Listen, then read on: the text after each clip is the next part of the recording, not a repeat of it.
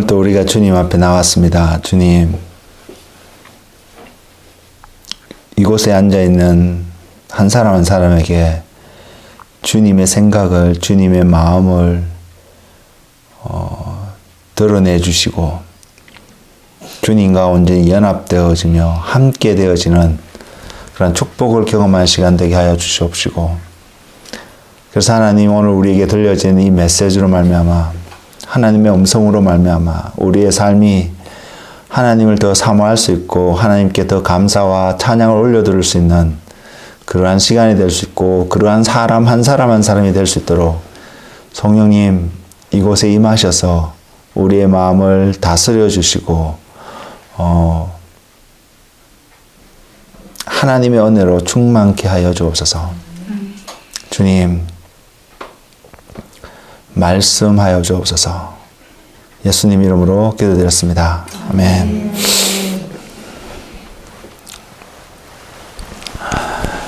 지난주에 성전이라는 제목으로 제가 여러분들한테 말씀을 드렸는데 여러분들이 기억하고 계시는 건 어떤 것이 있는지 모르겠습니다.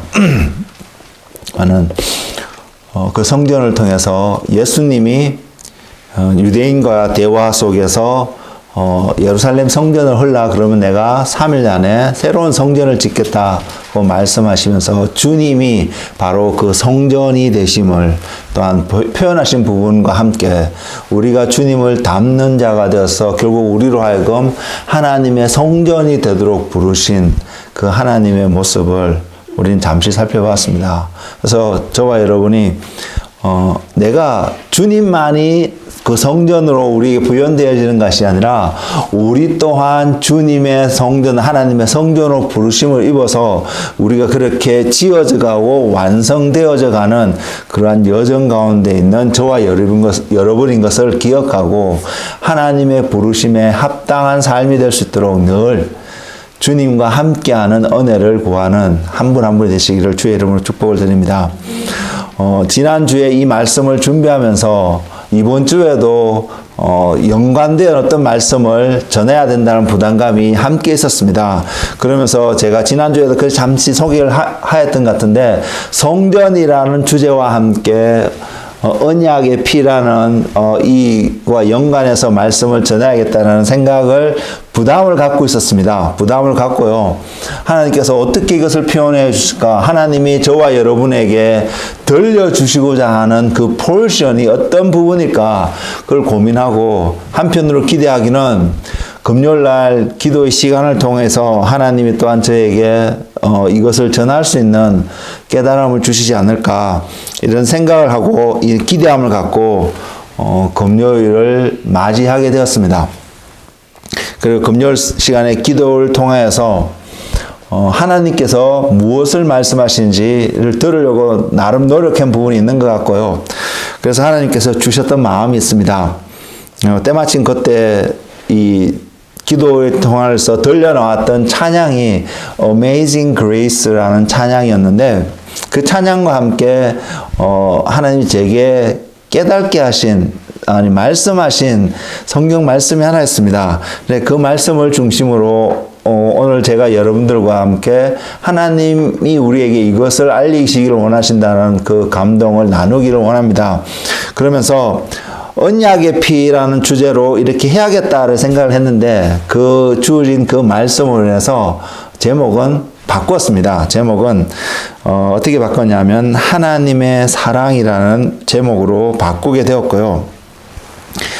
그러면서 이 제목을 이렇게 바꾸게끔 하게 하신 하나님의 말씀, 하나님의 말씀을 앞부분에 말씀을 주셨거든요. 기도 시간 중에. 그래서 이것이 어딜까를 곰곰이 묵상하고 생각하는데 도저히 잘 정확하게 기억이 안 나더라고요. 그래서 기도를 마치고 올라가서 성경을 찾기 시작했습니다. 찾았는데 그 성경 말씀이 무엇이냐면 로마서 5장 8절입니다. 로마서 5장 8절이고요. 하나님이 제게 던지셨던 그 문구는 무엇이냐면, 우리가 아직 죄인 되었을 때에, 로마서 5장 8절의 말씀이 이렇게 시작합니다. 제가 한번 읽어드리겠습니다. 우리가 아직 죄인 되었을 때에 그리스도께서 우리를 위하여 죽으심으로 하나님께서 우리에 대한 자기의 사랑을 확정하셨느니라. 저와 여러분 오늘 말씀을 통해서 좀 더 포커스를 맞추고자 하는 부분이 있다라면 다른 어떤 것도 아닌 우리가 아직 죄인 되었을 때에 이 문장이고요. 더군다나 저 금요일날 기도를 통해서 저에게 더 강하게 다가왔던 한 단어가 있다면 그것은 아직이라는 단어입니다. 아직이라는 단어. 그래서 이 단어가 저에게 던져졌던 그 메시지, 그 의미를 함께 나누기를 소망합니다. 먼저는 이 단어가 저에게 준 우리가 아직 죄인 되었을 때에 라는 문장이 제게 다가오면서 아직이라는 그 단어에 제 마음이 많이 포커스를 맞추게 되는 한 부분이 있었는데 그 단어를 통해서 제게 준 첫 번째 한 내용은 우리라는 존재, 나라는 존재가 하나님에 대해서 또는 하나님이 행하신 어떤 일들에 대해서 아무런 인식이, 아무런 깨달음이 없는 어떤 상태라는 것입니다. 그 상태를 어떻게 설명해야 될지는 자세히 저도 잘 모르겠습니다. 잘 모르는데 어쨌든 우리가 아직 죄인 되었을 때에 그 말씀이 제게 준 것은 하나님이 존재하시고 하나님이 우리를 위해서 많은 일들을 해놓으시고 세상 가운데 하나님의 존재를 드러내심에도 불구하고 저를 포함해서 모든 인류는 그것을 깨닫지 못하는 어떤 상태, 그것을 알지 못하던 어떤 상태에 있는 우리의 모습, 저의 모습을 생각나게 하셨습니다. 그래서 그것을 보면서 우리가 알다시피 하나님의 사랑이 태초부터 이 사랑을 보일 계획을 갖고 계셨음을 우리는 알게 되었습니다. 그리고요, 하나님의 사랑이라고 대표되어진 것은 특별히 설명을 드리지 않더라도 저와 여러분이 기본적으로 알고 있는 표현들이 있습니다. 그것은 그리스도의 십자가의 사랑으로 표현되어지는 하나님의 사랑입니다. 그리고 이 십자가의 계획은 그렇다면 태초부터 우리가 아직 죄인 되었을 때에 또는 우리가 아직 전혀 인식하지 못하고 깨닫지 못하고 있는 상태에 놓여 있었을 때에 하나님은 이미 이 계획을 가지고 계셨으며 실행하려고 준비하고 계셨다는 사실입니다. 그 말씀을 깨닫게 해주는 한 말씀이 있는데요. 에베소서 1장 4절에 있습니다. 그 말씀이 이렇게 기록되어 있습니다. 곧 창세전에 그리스도 안에서 우리를 택하사 우리로 사랑 안에서 그 앞에 거룩하고 흠이 없게 하시려고. 창세전에 우리가 아무 깨달을 게 없고요. 우리가 인식함이 없을 때에 우리 가장 어린 충성이가 지금 우리 몸 가운데 생겼는데 이 아이가 무엇을 인식하고 있을지 우리 아무도 모릅니다. 그리고 기본적으로 우리는 이 아이는 우리가 생각하는 이성을 갖고 뭔가를 인식하고 있다라고 우리는 아무도 생각하지 않을 것입니다. 그러고 있을 때 우리가 동일하게 그러한 상황 가운데 놓여 있을 때에 하나님께서 오늘 로마서 5장 8절은 우리를 향한 하나님의 사랑을 확정하셨다라고 말씀하고 계시며 또한 그 하나님의 사랑은 십자가를 통해서 언제부터요? 2000년 전이 아니라 태초에 우리가 태어나기 전에도 오늘 본문 말씀을 빌리면 우리가 전혀 깨닫지 못할 때에 우리가 여전히 죄악 가운데 흑암 가운데 머물고 있을 때에 하나님께서 저와 여러분을 선택하셨어요. 우리를 어느 자리에 가게 하시냐면 거룩함과 흠이 없는 자리로 가도록 이미 창세전부터 하나님의 계획을 갖고 계셨다는 것을 성경은 드러내고 있습니다. 그래서 우리는 이 말씀 안에서 하나님의 사랑을 발견할 수 있는 저와 여러분이 되었으면 좋겠습니다. 그래서 제게 다가왔던 것이 우리가 아직 죄인 되었을 때라는 것입니다. 우리가 어떻게 하면 거룩하고 흠없는 그런 자가 될 수 있을까요? 여러분 알고 계시죠? 그 방법은요. 우리가 지금 우리의 삶이 지금 온전히 그 여정 가운데 그 삶을 살아가고 있는지는 우리가 스스로 우리 자신을 봐도 퀘션이 될 수는 있겠지만 어떻게 하면 우리가 거룩하고 험없는 자가 되는지는 알고 있습니다. 그것은 십자가에서 흘리신 주님의 보혈로 말미암아 우리가 정결하고 거룩하고 험없는 자가 될 수 있음을 우리는 알고 있습니다. 그렇지 않나요? 모르시는 분 계신가요? 저는 여러분 다 알고 있다고 생각합니다. 성경에서 이미 증거하고 있고 우리가 오랫동안 교회에서 신앙생활을 하면서 이러한 유의 메시지를 늘 들어왔기 때문에 우리는 분명히 거룩하고 험이 없는 그러한 사람이 되는 길은 그리스도의 십자가를 통해서 우리에게 흘려진 보혈로 말미암아 우리는 분명히 그러한 사람이 될 수 있다는 것을 알고 있습니다. 근데 한 가지 생각해 볼 부분이 뭐냐면요. 거룩하고 험이 없다라고 표현된 이 내용이 우리의 본능이라는 사실 여러분 인식해 보신 적 있나요?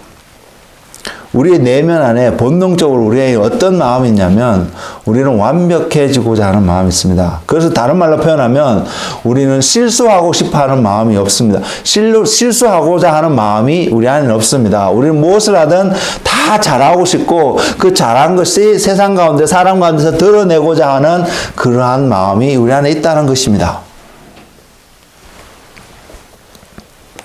그걸 어떻게 알 수 있냐면요. 우리가 뭔가 열심히 해왔는데 누군가가 그거 잘못됐고 그거 이렇게 하면 안 된다라고 표현해 줄 때에 우리의 마음이 불편하거든요. 힘들거든요. 그런 것을 통해서 한 가지 볼 수 있는 것은 우리 모두에게 본능적으로 우리 안에 거룩함과 흠도 없는 어떠한 상태를 되고자 하는 그런 마음이 우리 안에 있다는 사실입니다. 물론 그 마음은 우리 안에서 자발적으로 나올 수 있는 마음이 아닙니다. 하나님이 우리 안에 주셨던 마음인데 우리 안에 잃어버려 되었기 때문에 그 흔적들로 인해서 우리 안에서 그러한 표현들이 그러한 것들이 그 거룩함과 흠도 없는 표현으로 드러낸 것이 아니라 다른 모습으로 우리의 일상의 삶 속에서 드러났다는 사실입니다. 그것을 통해서 우리가 깨닫는 것이 하나 있는데요. 아담과 하와의 모습 속에서 우리는 발견할 수 있습니다.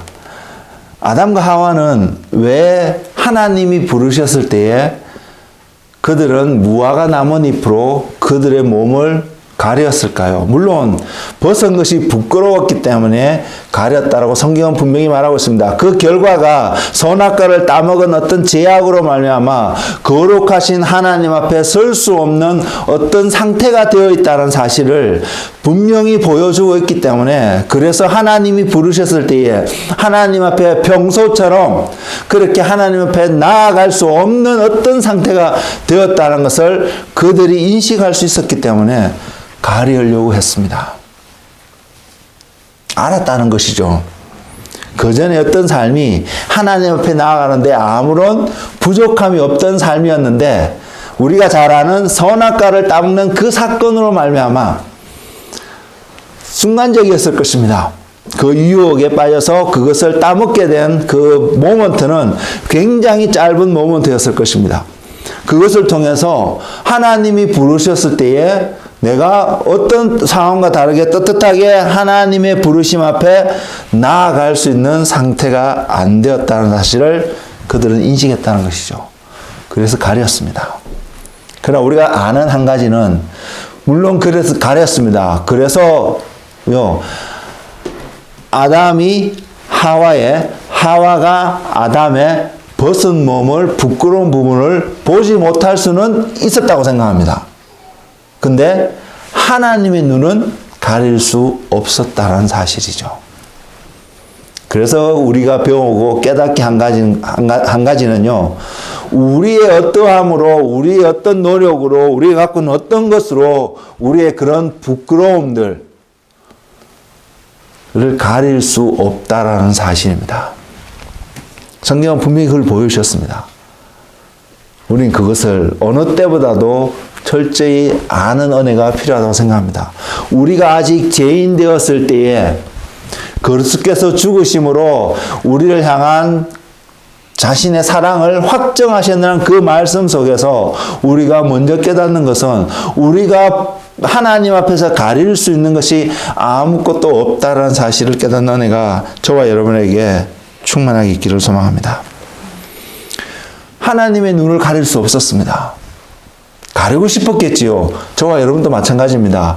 실수하고 싶은 마음 아무도 없습니다. 그리고 늘 잘하고 싶습니다. 그럼에도 불구하고 실수했을 때는 우리 안에 어떤 이유가 됐든 우리는 그것을 가리고 싶은 것이 우리의 본능적인 마음입니다. 가릴 수 없었기 때문에 그래서 하나님께서 아담과 하와의 부끄러운 부분을 가려주셨습니다. 무엇으로요? 가죽옷으로요. 창세기 3장 21절에 분명히 그것을 이야기하고 있습니다. 여호와 하나님이 아담과 그의 아내를 위하여 가죽옷을 지어 입히시니라. 가죽은 어떻게 구할 수 있을까요? 여러분이 동물의 가죽을 구해야 된다면 어떻게 구할 수 있을까요? 동물을 죽여야 합니다.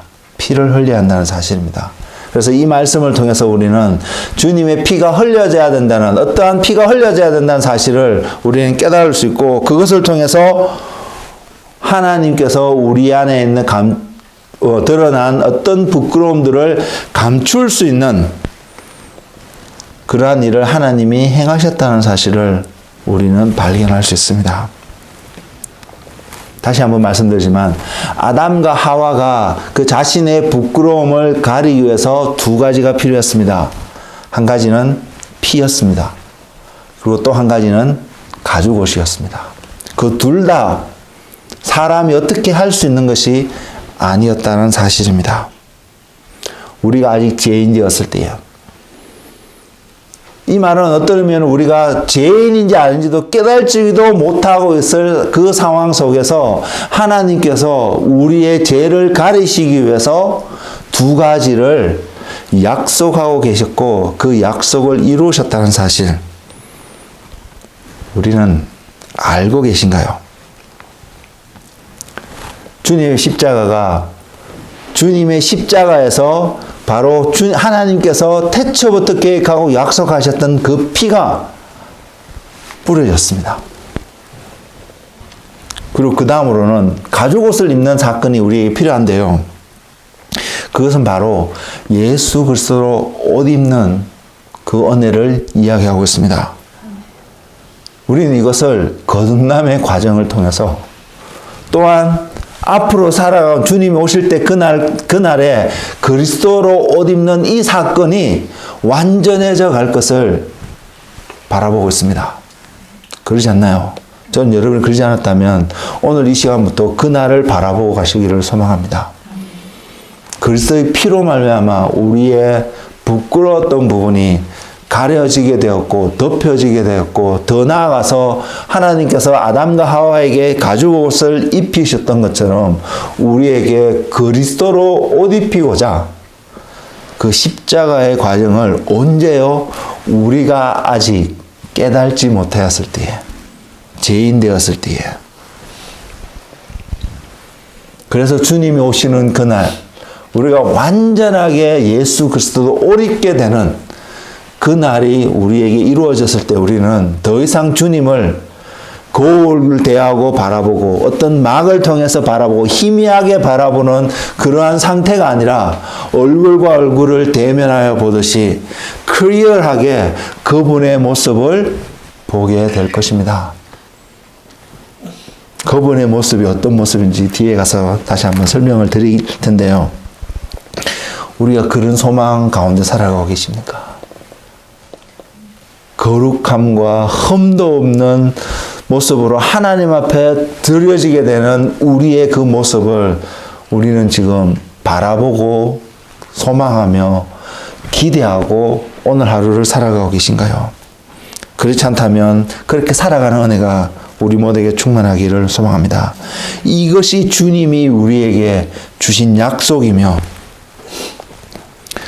또한 그리스도로 옷 입는 이 과정이 아직 이 땅에 살아가는 우리에게 완벽하게 완전하게 보여지지 않겠지만 그럼에도 불구하고 우리가 주님을 구하고 주님 앞에 나아가는 주님과 동행하는 이 삶을 한 걸음 한 걸음 살아갈 때에 우리는 그리스도도 옷 입게 되는 그 은혜를 경험할 수 있다는 사실 우리는 기억하시기 바랍니다.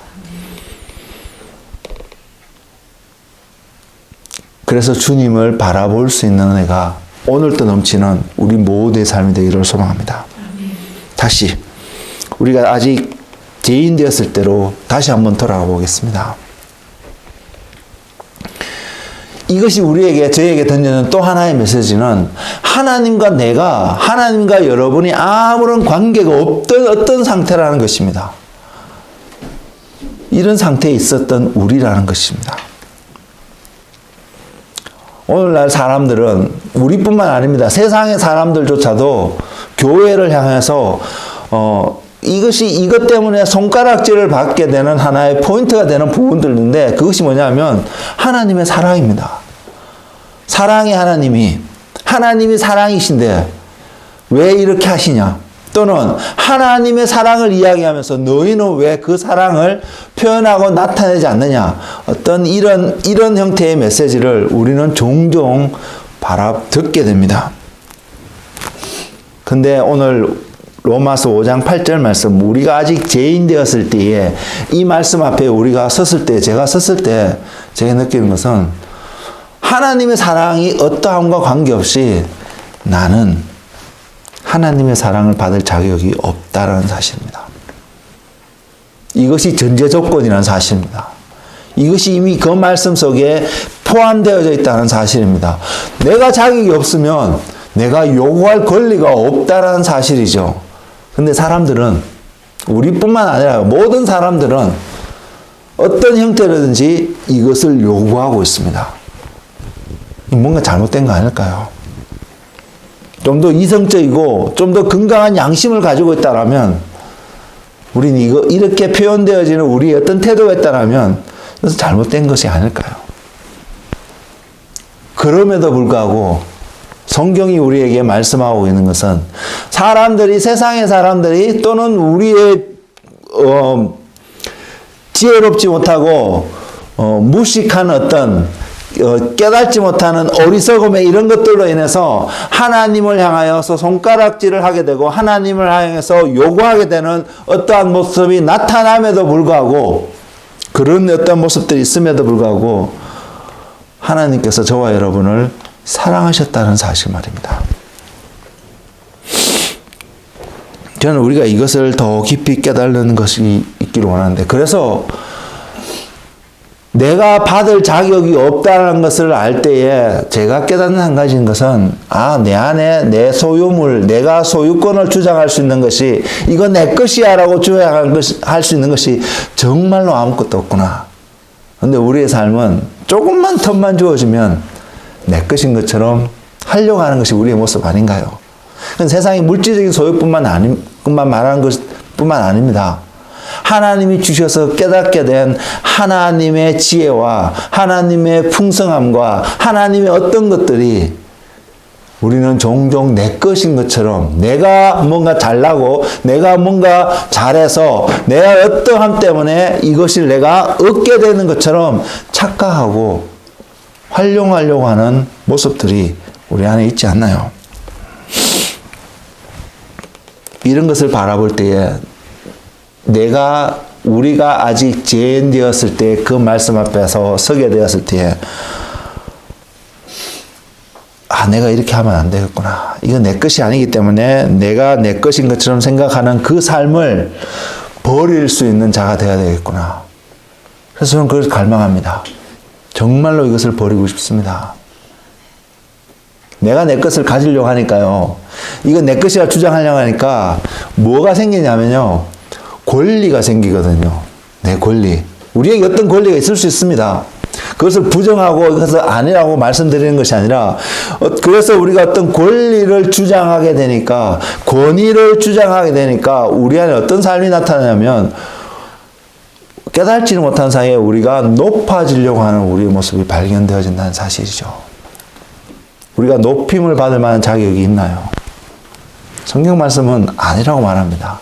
우리가 아직 죄인 되어졌다는 사실은 하나님과 관계없고 하나님으로부터 심판받을 수밖에 없고 하나님으로부터 떨어질 수밖에 없는 어떠한 상황 가운데 저와 여러분이 놓여 있다는 것을 이야기하고 있습니다. 또한 성경의 다른 부분에서는 의인은 없다라고 말하고 있지 않습니까? 그것이 우리라는 사실이죠. 그것을 정확히 깨닫는다면 우리는 내가 소유할 수 있고 내가 가질 수 있고 그것을 해서 내가 권리를 주장하고 권위를 나타낼 수 있는 아무런 자격이 없는 것이 우리라는 사실입니다. 이것을 깨닫는다면 우리는 딱 한 가지 할 수 있습니다. 지금 오늘 사는 우리는요. 십자가에 자신을 못 박는 삶을 살아가는지에 우리는 열심을 낼 수 있을 거라고 생각합니다. 반대로 근데 이 삶이 잘 안 된다는 것은 다른 의미를 내 것이 아님에도 불구하고 내가 소유하고 있는 것으로 자꾸 드러내려고 하고 나를 높이고자 하는 생각들이 우리 안에서 계속해서 우리를 스티어하고 우리를 자꾸 푸시하는 느낌을 받을 수 있다는 사실을 이야기하고 있습니다. 그러나 우리가 아직 죄인 되었을 때 그 말씀 앞에서 이 모든 것을 내려놓고 하나님을 바라볼 수 있는 그 은혜가 우리 가운데 있기를 원합니다. 왜? 하나님만이 하실 수 있는 일이었거든요. 지난주에도 말씀드린 것 같은데 구원의 문제는 하나님만이 할 수 있었다는 사실 말입니다. 사람들의 어떠함과 사람들의 어떠한 것으로 아무도 할 수 없는 바로 그 구원의 문제를 하나님이 할 수 있기 때문에 저와 여러분이 해야 되는 한 가지가 있다는 것은 하나님 앞에 나아가는 그 사건, 그 사실 하나밖에 없다는 사실 말입니다. 그렇게 해서 하나님 앞에서 하나님의 은혜를 바라보며 하나님을 구하고 있을 때 하나님이 깨닫게 하신 것이 또 한 가지 있습니다. 우리의 인류의 역사를 바라보면서요. 오늘날 이 땅 가운데 일어나고 있는 어떤 사람들의 모습을 보면서 인류의 역사를 통해서요. 한 가지 깨닫는 한 가지 모습이 있는데 무엇이냐면 정말로 사람들의 권리, 인권이라고 표현되어진 그것들이 너무나도 무시되고 살아왔던 시대가 인류의 역사의 한 부분을 차지하고 있다는 사실입니다. 남자와 여자로 구분되어지는 성의 다름으로 인해서 어떤 한 부류가 다른 한 부분을 짓밟고 무시했던 과거의 역사들이 우리 안에 분명히 있습니다. 무시될 뿐만 아니라 짓밟혔던 역사들이 있다는 것이죠. 우리 역사를 살펴보면. 그래서 오늘날 어느 시대보다도 이런 인권을 보장하려고 하고 존중하려고 하고 높이려고 하는 태도가 굉장히 선하고 아름답게 보이는 시대에 우리가 살아가고 있습니다. 근데 제가 뭘 깨달은지 아세요? 이것이 굉장히 바람직한 모습으로 우리에게 다가오는데 제가 오늘 말씀을 준비하면서 하나님이 깨닫게 하신 것 한 가지는요. 하나님은 우리에게 사람들에게 인권을 말씀하시고 창조하신 적이 없다는 사실입니다. 어떻게 생각하세요? 우리의 인권이 없기 때문에 어떤 의미에서 그럼 우리는 서로가 존중할 필요가 없지 않을까? 이런 어떤 결론에 도달할 수도 있습니다. 근데 하나님이 우리에게 인권을 주시지 않았기 때문에 우리가 인권이라는 이름으로 우리의 것들을 존중하고 높일 수 있는 아무런 근거가 없다는 사실을 인정하고 나니까 뭐가 보이는지 아세요? 그렇기 때문에 우리는 서로를 존중할 수밖에 없는 이유를 발견할 수 있었습니다. 왜? 하나님이 우리에게 인권을 주신 것이 아니라 하나님이 우리에게 다른 말로 표현하면 신권을 주셨습니다. 그 말은 어떤 말이냐면 하나님의 형상으로 저와 여러분이 모든 인류가 지음을 받았다는 사실입니다. 우리가 서로 사랑해야 되고 우리가 서로 존중해야 되고 우리가 서로 소위 인권을 높일 수밖에 없는 가장 중요한 이유고 하나이고 전부인 것은 하나님의 형상으로 지음을 받은 존재이기 때문입니다. 이것이 진리이고 팩트라고 저는 믿습니다. 여러분 어떻게 생각하세요? 근데 오늘날 지금 우리 사회는 하나님을 제거해버리고 인권을 존중하려고 합니다. 이것이 과연 제대로 될 수 있을까요? 그러니까 우리가 경험하는 것이 있습니다. 옳고 그름을 떠났어요. 하나님을 빼버리고 하나님을 제거하고 인간의 권리를 존중하려고 하니까 여전히 어떤 현상이 발생하냐면 어떤 사람들의 권리는 존중을 받는 것 같지만 또 어떤 사람의 권리는 비참하게 짓밟히는 사건들이 지금 우리 사회 속에서 일어나고 있다는 사실입니다. 누가 옳고 그름을 떠나서 말입니다. 이 모든 사건은 우리의 삶 속에서 하나님을 제거하고 우리의 어떤 것들을 높이고자 하는 인간의 노력 속에서 발견되어진다는 사실을 저와 여러분이 깨닫는 은혜가 있었으면 좋겠습니다. 그래서 우리는 나의 권리, 어떤 인권들을 높이는 그 과정이 아니라 하나님을 높이게 될 때에 어제 성민 형제가 집에 와서 잠시 어떤 이야기를 하고 있었는데 그 한 부분을 이야기를 하면 우리가 하나님을 사랑하게 될 때에 하나님을 최우선으로 사랑하게 될 때 그 사랑이 우리의 이웃을 내 몸과 같이 사랑하게 할 수 있다는 사실 말입니다. 하나님을 사랑하지 않는다면 어떠한 누구도 우리의 이웃을 내 몸과 같이 사랑할 수 없는데 오늘날 세상의 많은 모습들은 이 하나님을 사랑하는 것은 배제시켜버리고 제외시켜버리고 익스클루드 시키고 사람들을 이웃들을 사랑해야 될 것을 강조하는 사회가 되었습니다. 그러니까 어떤 것이 발생하냐면 그것을 통해서 힘을 가지게 된 사람은 인권은 존중을 받게 되고요. 그것을 통해서 힘을 가지지 못하게 되고 또는 잃어버리게 된 사람들의 인권은 무시될 수밖에 없는 또 다른 불공평함들이 우리 사회에서 발생하고 있다는 사실입니다. 이것이 바로 우리가 아직 죄인 되었을 때에 나타나는 우리의 모습이라는 것입니다. 우리 안에서 이런 모습이 다른 모습으로 충만하게 풍성하게 드러나고 있는 이런 우리들을 향해서 하나님이 하나님의 사랑을 십자가에서 달려 죽으심으로 확정하셨다고 성경은 지금 기록하고 있습니다. 이것은 무엇이냐면 십자가에 달려 돌아가시는 그 주님을 향해서 예외 한 사람도 예외 없이 손가락질하고 있는 우리들 말입니다. 그런 우리들을 향해서 하나님의 사랑을 보이시고 계신다는 사실요. 그게 바로 나였다는 사실을 우리가 깨닫는다면 우리가 하나님 앞에서 어떠한 태도로 나갈 수 있을까요? 딱 한 가지밖에 없지 않을까요? 이런 나를 사랑하셔서 거룩함과 흠도 없는 모습,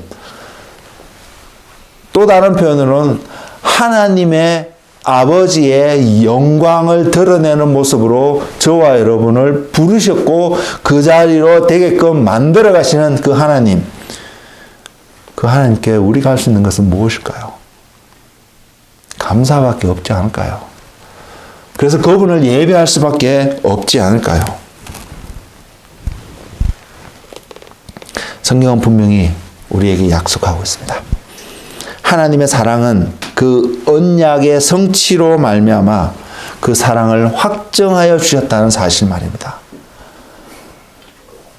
그리스도의 보혈로 말미암아 저와 여러분이 하나님의 사랑 안에 머물 수밖에 없음을 언약을 통해서 확인하여 주고 계시다는 것을 성경을 이야기하고 있습니다.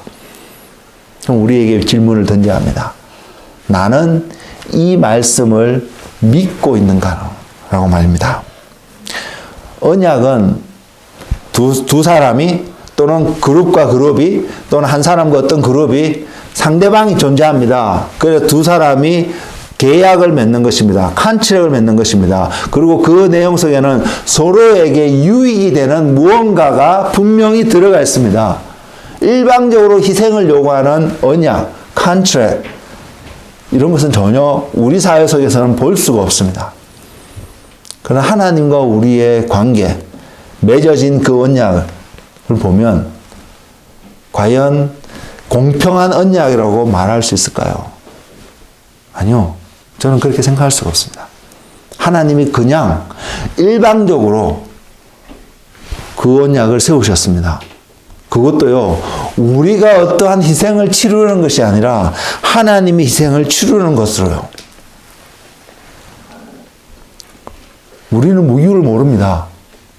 이것이 하나님의 사랑이었다는 것 외에는 달리 표현할 방법이 없습니다. 하나님이 왜 아브라함을 선택하셨으며, 왜 하나님이 아브라함을 믿음의 조상이 되게 하셨으며, 왜 하나님이 아브라함에게 피로서 언약을 맺어서 그 아들로 통하여서 세상 가운데 하나님을 드러내게 하셨는지, 우리는 하나님의 사랑이고 하나님의 주권이라는 것 외에는 달리 이해하고 설명할 방법이 없는 하나님의 통치행위라는 사실 말입니다. 그 은혜 때문에, 그것 때문에 저와 여러분이 오늘 주님을 아는 자리에, 더 나아가서 그리스도로 옷 입는 은혜의 자리에 우리가 있다는 사실, 우리는 이것을 기억하고 살아가는 한 분 한 분이 되기를 소망합니다. 여러분 한번 계산기를 두드려 보시고요. 한번 여러분의 삶을 곰곰이 묵상하고 돌이켜 보시면서, 과연 하나님이 나에게 사랑을 베풀고 하나님이 나에게 축복을 베풀어야 되고 하나님이 나에게 선한 좋은 것들을 베풀어야 될 이유를 한번 찾아보십시오. 찾아볼 수 없습니다. 저는 제 삶 속에서는. 그럼에도 불구하고 우리는 하나님께 그걸 요구합니다. 하나님 왜 나에게 축복해 주지 않으세요? 왜 하나님 나에게 이런 것들을 해주지 않으세요? 이러한 마음들이 우리 안에 지속적으로 일어나고 있는 우리의 모습을 종종 발견하게 됩니다. 그러면서 오늘 말씀을 다시 한번 생각해 봅니다. 내가 아직 죄인 되었을 때에 하나님이 무엇을 행한지 전혀 깨달지 못하고 하나님이 우리에게 어떠한 분을 다가오실지 전혀 알지 못하는 그 상황 가운데, 어리석음 가운데, 무지함 가운데, 죽음 가운데 놓여있고 어둠 가운데 놓여있는 나에게 빛을 비춰주셨구나. 이제는 우리가 그 빛을 어느 때보다 더 힘을 내서 붙잡는 그러한 믿음의 삶을 살아가야 되지 않을까요? 이러한 우리가 아직 죄인 되었을 때에 걸맞는 또 다른 성경의 표현이 있습니다. 그 성경이 뭐냐면 시편 8편 4절 5절에서 기록하고 있는데 이렇게 기록되어 있습니다. 사람이 무엇이기에 주께서 그를 생각하시며 인자가 무엇이기에 주께서 그를 돌보시나이까. 그를 하나님보다 조금 못하게 하시고 영화와 종기로 관을 씌우셨나이다. 우리는 하나님 분명히 아닙니다. 하나님이 될 수는 없습니다. 근데 하나님의 영광과 종기로 덧입을 수 있게, 옷 입을 수 있도록 우리를 부르셨다는 사실 말입니다. 영광과 종기, 그 그리스도의 옷이 아닐까요?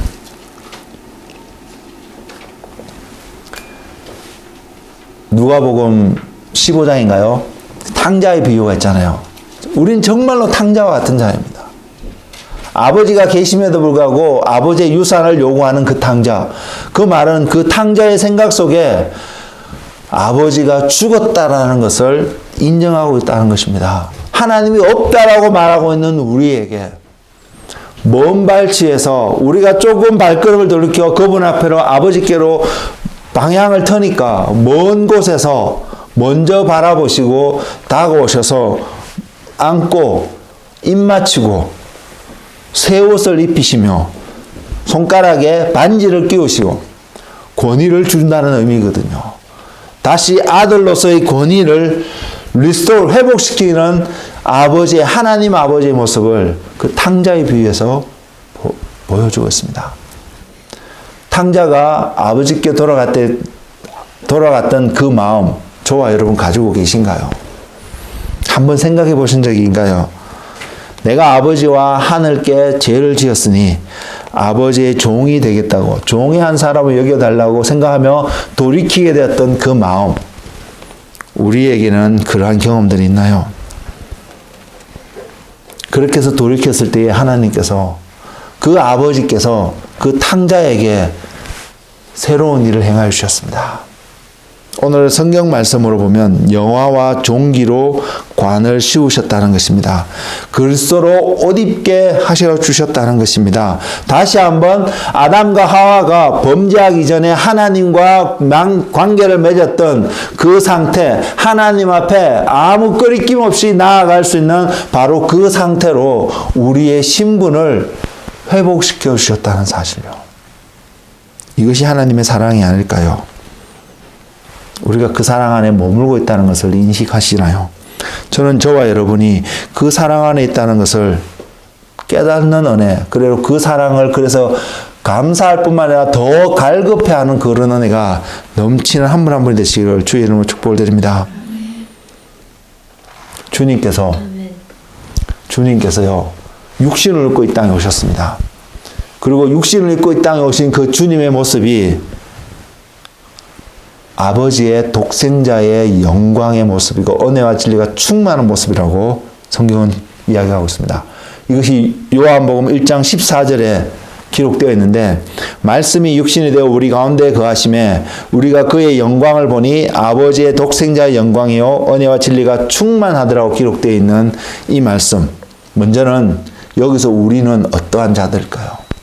어떠한 상태에 있는 자들이었을까요?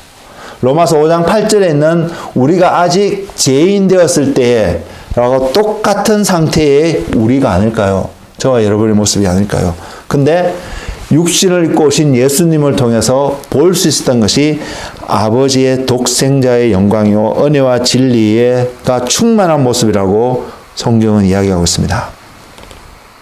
자, 우리는 주님께서 십자가에 달려 돌아가심으로 우리에게 어떠한 은혜가 주어졌냐면 거듭날 수 있는 은혜가 주어졌습니다. 그래서 거듭났다고 지금 우리 이곳에 모여있는 모든 사람들에게 그렇게 말할 수 있을 거라고 생각합니다. 거듭났으면 우리에게 무엇이 주어졌나요? 그리스도로 옷 입을 수 있는 은혜가 주어져 있습니다. 그 말은 예수 그리스도를 옷 입기 때문에 우리의 삶을 통해서 무엇이 드러날 수 있냐면 아버지의 독생자의 영광이고 은혜와 진리가 충만한 모습이 우리의 삶들 속에서도 드러날 수 있는 기회가 우리에게도 주어졌다는 사실입니다. 왜요? 주님이 우리의 옷이 되니까요.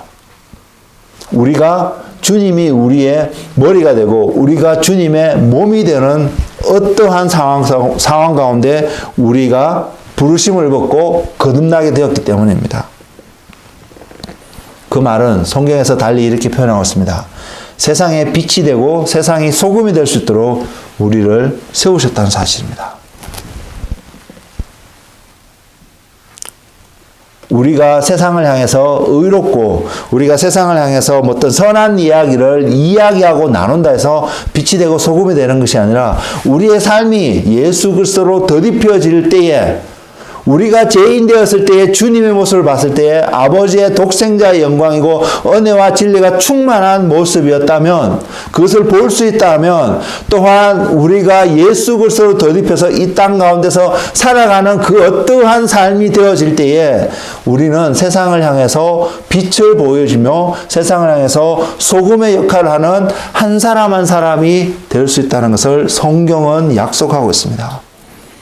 우리는 이런 언약 가운데 있다는 사실입니다. 주님이 이것을 이루어 가실 것을 우리는 알고 있습니다. 우리의 어떤 열심이 이루어 가는 것이 아니라 하나님의 열심이. 왜요?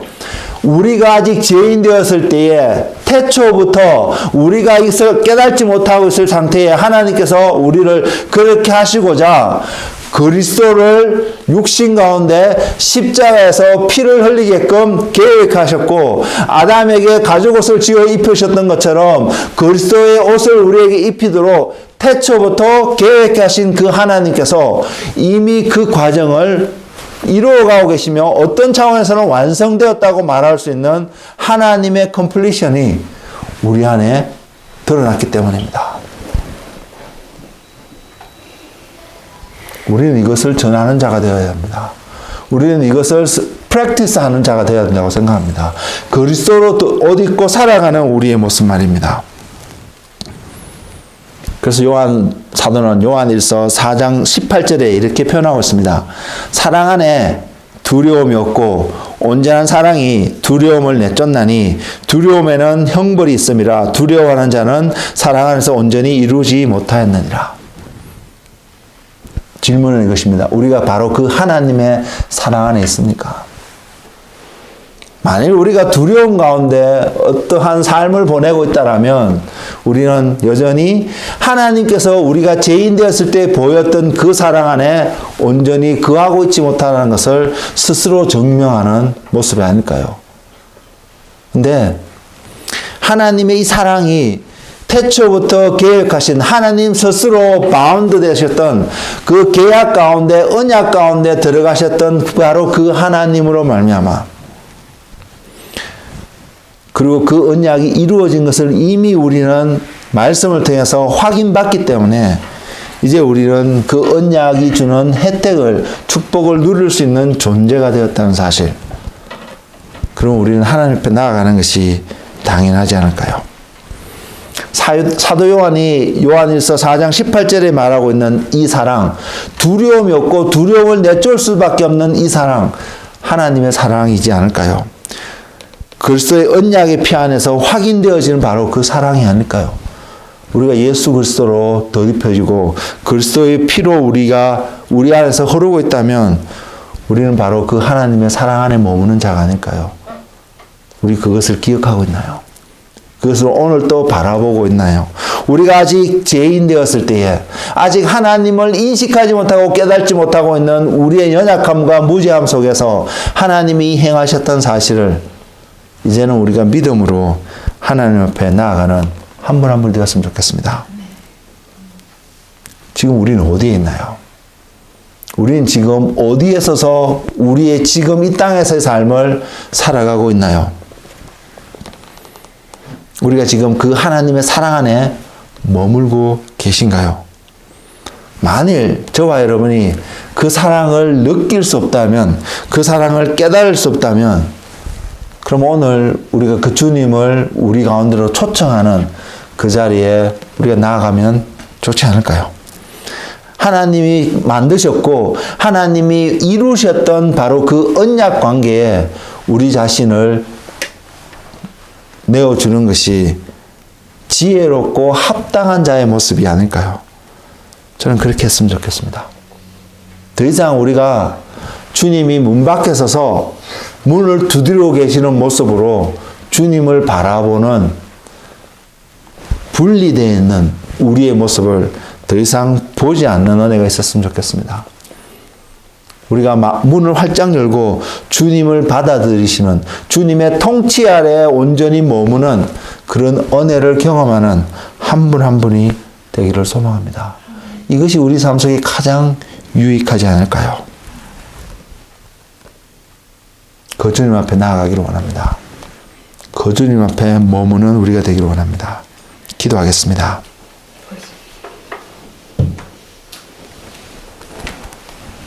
주님, 우리가 아직 죄인 되었을 때에,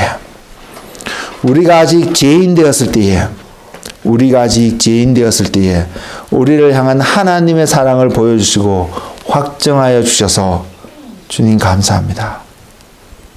그리고 주님, 오늘 바로 우리가 바로 그 사랑 안에 머무는 한 명 한 명이 되기를 너무 소망합니다.